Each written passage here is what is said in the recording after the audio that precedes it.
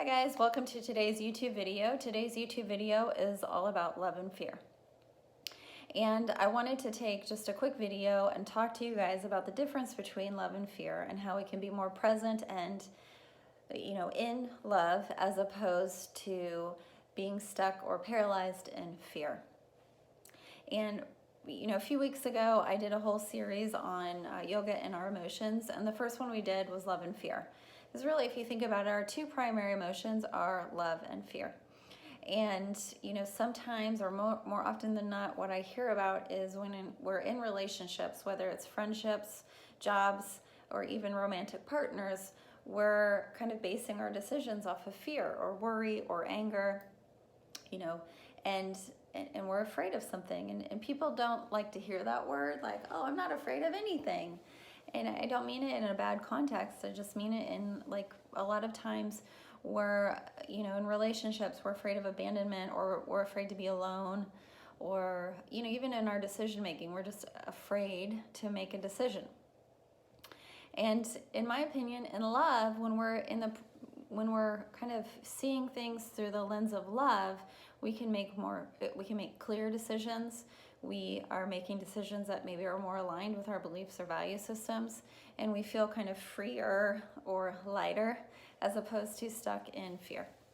So in love, we seek connection, and in fear kind of gets in the way. And a couple years ago, I was doing a retreat for couples, and I Googled love. And actually, what is love was the number one most Googled question in that year, which was like 2017 or something. And love, like I said, is about connection. And Dr. Sue Johnson says love is a natural antidote to pain or to fear. And it's chemical, it's vital, it's part of our human instincts. And in love, we grow. Sue Johnson talks about, in our secure love is that notion of when we are in a secure love attachment, we thrive. That saying, be the best you can be, we are, because we have that kind of safety and security of secure love. And I think that that's an important thing to think about. Think about those times when you feel that security of secure love, or that security of even a romantic relationship. And I do want to make the distinction, secure love doesn't always have to come from a romantic partnership. Could be from, parents, friends, religious leaders, coaches. It's that secure. It's like that security of, I have this safe relationship and it feels good, or I feel like I can be who I am without having to hide parts of who I am. Or if I make a mistake, I know that person will forgive me. And one part of love is forgiveness, right? Another kind of book that I love, one of my favorite books that I highly recommend, is called The Mastery of Love, and it's all about truth, self-love, and forgiveness. But there's a chapter in there where Don Miguel Ruiz says that the track of love and the track of fear, and he really differentiates the two. And so I just want to highlight some of the things he says. He says in the track of love, it's open, it's kind, it's honest, it's safe. We encourage, it's responsible. It's unconditional. It is no expectations. It's just really this openness.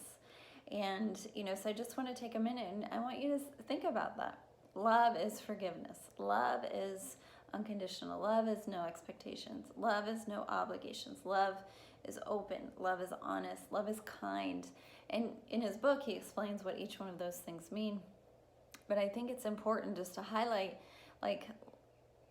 just stand in that for a minute. When you look at things through the lens of love, you're approaching other people, again, in jobs, in your friendships, and even in romantic partnerships, with openness, with honesty, with presence. With you're in the moment with them. And, loving someone unconditionally doesn't, means that I don't expect you to do something. I'll only love you if. It's avoid all that.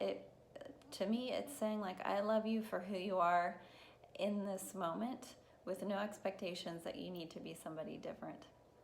And I know sometimes we get in relationships thinking like, okay, well, if my partner changes this about them, then everything will be great. And Don Miguel and me and a lot of other people say it can't be that. It's you love the person for who they are in that moment. And I think that's important. I also think love is curious. It's your willingness to explore each other in any relationship. It's the willingness to ask questions and not make assumptions. And to me, to be curious helps, like, with openness, it helps with honesty, it helps with still creating that connection. So to make assumptions, that's based off of fear, that's based off of things that aren't factual, and then we make assumptions, we push the person away. So our positive emotions in love remind us that suffering and uncertainty are not the whole story. And actually those emotions help us bounce back. That's another thing that Sue Johnson talks about. Her book is called Love Sense. That's one of her books, and I'm happy to post both the books in the comment section on YouTube. But, when we are experiencing that positivity or love, when we have those moments where we're hurt or where we're suffering, love helps us bounce back quicker. If we stay stuck in our fear, sometimes that usually ends up in some sort of shame talk or shame spiral, and so we stay stuck in that place. So remember those things, like it's good to stay in the place of love. Okay, so let's move to fear. What is fear? Fear, in Don Miguel's book, he talks about fear is anger with a mask, fear is sadness with a mask, fear is jealousy. Fear is full of obligations and expectations. It avoids responsibility. It's unkind. And, and what do we do when we're afraid? We push people away. We build a wall and we say, you don't get to know who I am.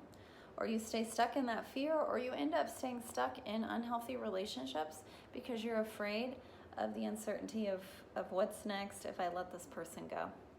And remember, when you love yourself and when you're looking at things through the lens of love, what you really are saying is, I know I believe in myself to say, this is uncertain and this is scary, but I can do it anyways because this relationship no longer serves me. Fear, remember fear, it hypes up the, what are you going to do if you're alone? Or you don't know what's coming. And even though this isn't unhealthy, at least you know this.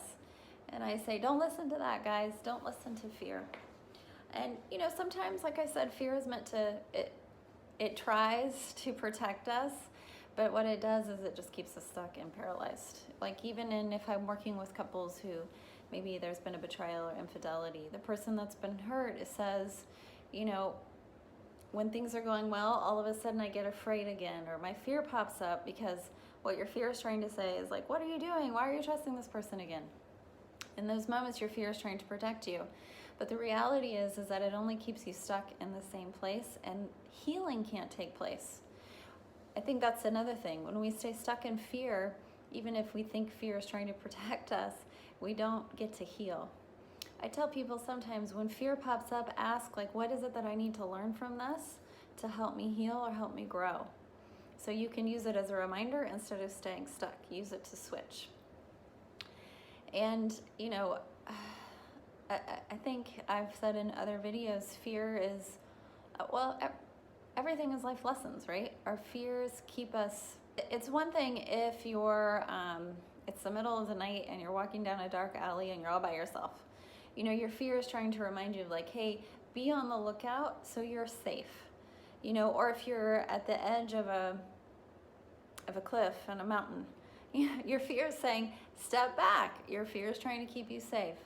So even in the context of you're in a relationship where you've been hurt, I get your fear is trying to keep you safe, but use it to say, what have I learned about myself to trust myself enough to know this or this? Use fear as a reminder of what do I need to learn instead of fear holding you back and keeping you stuck in unhealthy places. And in fear, there's no forgiveness. There's usually punishment. Well, you did this to me, so I'm going to do this to you. But with no forgiveness, that's not love. There's no peace, and we close off. We're unwilling to be vulnerable. It it leads to miscommunication, misinterpretation, assumptions, pain, and we stay stuck in our own insecurities. To me, that's everything that fear does. You know, it's one thing if fear is trying to keep you safe. So a little bit of fear at times is just good reminders. So I'm not saying you got to get rid of it completely, but remember, it's like we just have to use it to say, what is this trying to teach me? Is this trying to keep me safe, or is this trying to paralyze me? And how can I use that to help instead of to keep me stuck? So we want to grow instead of stay stagnant. And I think that that's important.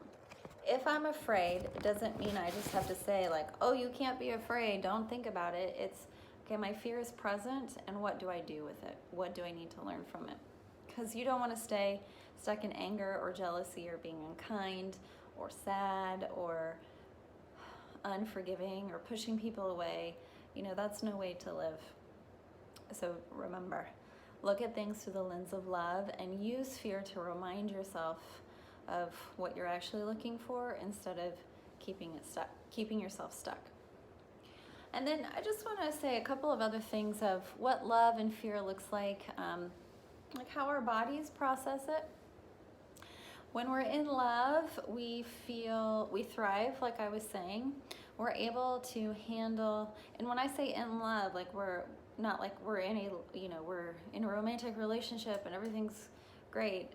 That's one scenario, but just when we feel good, when we're looking at things through the lens of love, when we have those secure love attachments, when we're practicing self-love, when we have healthy relationships. So I think it's important. It makes us feel stronger. We have a better sense of calmness. We're better able to handle stress or anxiety. And Dr. Sue Johnson talks about a loving connection is the natural antidote to fear and pain, like I said earlier. It's human nature to seek connection. Love is joyful. Love is all about connection. And so remembering those things too. And then the other thing Sue Johnson talks about in her book, Love Sense, is the oxytocin release. When we are in a loving relationship, when we touch, we have that security. When we're in that secure love attachment, or even when we hear our partner's voice, there's a little oxytocin release. And oxytocin is the stress-reducing hormone, and then it's the cuddle hormone. So we feel better. So, our bodies respond in positive ways when we are in that secure love, or when we're in that, when we're looking at things through the lens of love. And then how does our body respond with fear? Well, remember, we often go into that fight or flight response. So in that fight or flight response, our heart rate is racing, where sometimes we lose peripheral, we lose the ability to hear. We close off, we shut down, and it actually lowers our immune system, because in our society, we're really we're under a lot of stress. So we're kind of in that constant state of fight or flight, and so something has to give, and a lot of times it's our immune system. Or some people have that GI issues, stomach issues, and so we're more prone to illness. And so again, when we're looking at things through the lens of love, I'm not saying you never get sick, but you're less likely to get the common cold. Whereas with fear, when we're stressed and we're doing this all the time, our immune system lowers, and we're more prone to we just don't feel good.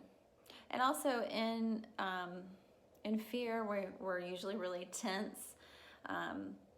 The stress hormone is going, and like I said, we're in that constant state of fight or flight. And again, when we get used to that, it's our bodies are in that constant state. So these are all the reasons why we really want to look at things, like I said earlier, it's okay to be afraid, but it's not okay to let fear run your life or paralyze you. And in other videos that I've talked about fear, or about being stuck in indecision, or feeling overwhelmed, or coping with change, when life is happening, like it's okay to say like, I'm feeling anxious about this. And remember that love is the natural antidote. When I look at things with a more loving or through the lens of kindness, even that kindness with myself, I feel better and I'm able to tackle those stresses that are right in front of me. So, today and every day, ask yourself, in what ways do I choose love? All right, guys, have a great day. Don't forget to subscribe to my channel for weekly updates all about relationships or self-growth. Have a great day.